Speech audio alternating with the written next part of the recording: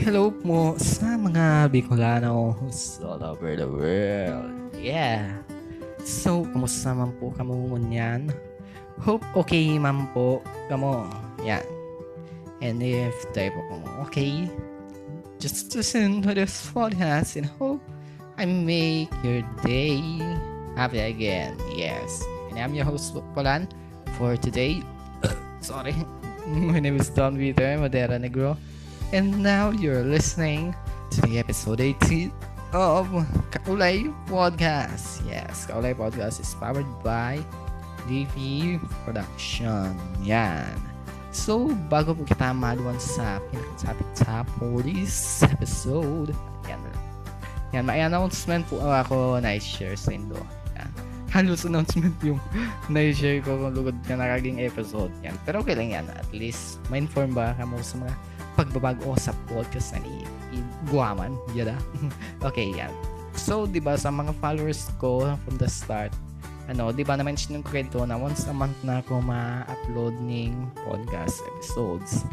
Yan. So, ngunyan, babaguhin ko na naman ito. Sorry guys, Actually, ano yung reason ko sa pagbabago? 'Di ba, kayo once a month ang pag-upload ng episode. Yan. So, poon May 2026, twice a month na po ako ma-upload ng podcast episodes. Yan. So, sabihin ko sa Indo yung dahilan, syempre. Narisa ko kaya na sa mga podcast episodes ko, lang siya, mga less than 10 to 15 minutes. Alog talaga ka ng length kang podcast Tapos sa ibang baka mga podcast, halos mga 30 minutes pataas yung episodes ninda. Nagsasarong oras pa nga ni.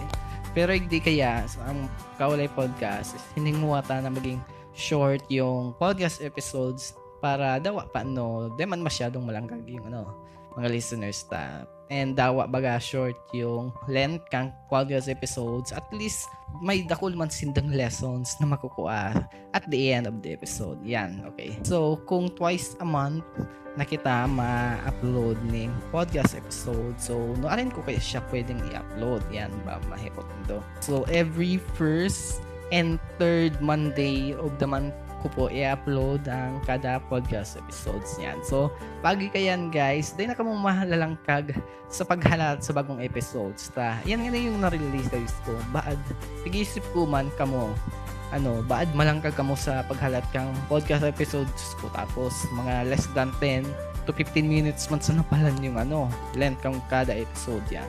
Kaya para day kamo malangkag, twice a month na tayo mag-upload yan. Diba, tigigibo ko ng captions yung kada podcast episodes. Yan, hinguwang ko na bago ko i-release yung kada podcast episodes, mag-ibuhang ko na ng Tagalog captions yung every episodes para ma-enjoy man kan mga listeners outside Bicol region yung podcast episodes. Yan, okay. So yan po yung announcement for today. Hope nag-enjoy po kamo sa announcement natin na twice a month na kita ma-upload ng podcast episodes. Yan. So maduma na po kita sa sunod na part kang episode 9 featured Bible verse. Yan. I really love this segment talaga. Ang part daw paano baga daw kita ning Bible verse na pwede tang may hurap-hurap o maisip-isip pagkatapos nindong madangog ang podcast episode na yan. Okay, so gusto ko sa inyo guys i-share yung sinasabi di sa Talinhaga 17:17 or Proverbs 17:17. Magaya ng Bible verse na ini lalo na pag may problema kitang inagihan. So tano kaya bad may hapundo. So uni po yung sinasabi kang Bible verse. Ang tunay na amigo nagpapahiling ng pagkamuot sa gabos na panahon.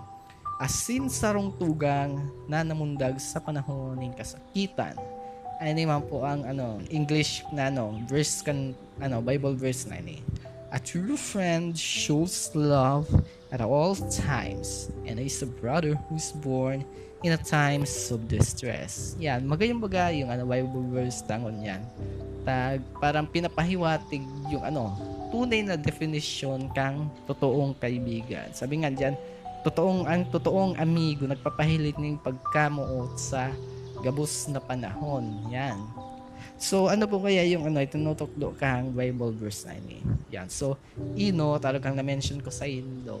Tinutukdo kan Bible verse na ini yung kung ano ang definition kan totoong friend. So ang totoong friend according sa Bible verse na ini is papahiling ning pagkamuot sa gabos na panahon. Di ba? Magayon guys sa pagmati na igwa ka ng friend na halimbawa may problema ka. Yaon siya para damayan ka, pakusugon ka. Yan. So yan din po yung itinutugdo din kang Bible verse na ini. Para maging totoo kitang kaibigan sa saro, dapat na pahilingan ta siya niyang pagkamuot. Yan. Tapos, sabig di, sarong tugang na namundag sa panahon ng kasakitan. Halimbawa, yung friend mo is may problem na dinadara, ginigibo mo yung best mo para ma-comfort siya, stay by his or her side, para dahil niya mamuti na nagsusuro siya sa inagihanta. Yan. Kasi guys, di ba sa life, na may problem may kanya-kanya ng problem na inagihan. And natural sana na mangluya kita or gusto tang sumuko. Tinutukdo man kang Bible verse na ini na inot para maipahiling yung pagiging true friend. Dapat tawangan mo yung friend mo sa panahon na nagsasakit siya. Haputon siya kung anong pangangaipon niya. Damayan mo siya and dapat yung ka sa side niya in the times of distress. Tapos ikadua, kung halimbawa kita naman ang nasasakitan, halimbawa kita man yung may struggle sa life. For me, ang Diyos mapadara siya ng friend na arog kaining sinasabi sa Bible verse na amigo na nagpapahiling ng pagkamot sa gabos na panahon. Totoo talaga ini siya guys. Tapos ang yan, may problem akong dinadara. May talaga akong masabihan kung paano ko siya i-open. Kaya nag-message ako sa sarong kong friend. Somehow, ginibo niya man yung gabos para ma-comfort ako. Even though, aram ko man na may inagihan siya. Kaya, thank you very much talaga na may arugan ka tong friend. Yan. So, yan po yung itinutugdo kang Bible verse na inina. Para maging totoong friend, magpahiling ka rin pagkamuot sa iya, damayan mo siya sa panahon kang kasakitan. Yan. Tapos, if kita naman yung nahihirapan, always remember guys na ang Diyos mapadara sa to ng totoong friend na dadamayan makita sa panahon ng kasakitan. Yan. So bago kita madawan sa pinaka-topic yan, gusto ko na inidagdagon ini. Halimbawa guys, pag nagko-comfort kita sa friend mas magayon guys, pag-isipan tang maray yung words na isasabi ta sa iya. Tabad kaya makataram kita ng words na imbis na mapapusog siya, mas lalulugod mamati niya na nagsolo siya. Halimbawa, ngunyan, may naagihan ako sa pamilya ko. Sabi ninda, pagpasensyahan nindong taong ini. Okay din na pagpasensyahan. Kaso guys, here's the problem. Bago ko pagpapasensyahan yung taong ini, kaipuhan ko man pagpasensyahan yung sa diri ko ta. Diba na-mention ko na sa previous episodes yung namamatian ko. Nahihilang ako, kaya kung pagpasensyahan. Yung negative thoughts ko, yan. Even though I'm doing my best na pagpasensyahan yung taong ini, mahirap talaga. Kaya yan, for me, mas magayon talaga guys na instead na advice ang itaunin do sa person pag may problema siya, mas magayon na damayan mong niya siya. Tapos pag nag-open siya sa indo, magdangog lang kamo, di mo na kamo magtaranta. Pag nadangog na nindo yung side niya, dumanin dumaaraman kung ano talaga yung pangangaipon niya. Na pagi man kaiyan, matatabangan nindo siya na dahil nakukulgan ang buot niya. Yan. So, napahalo yung featured Bible verse ta.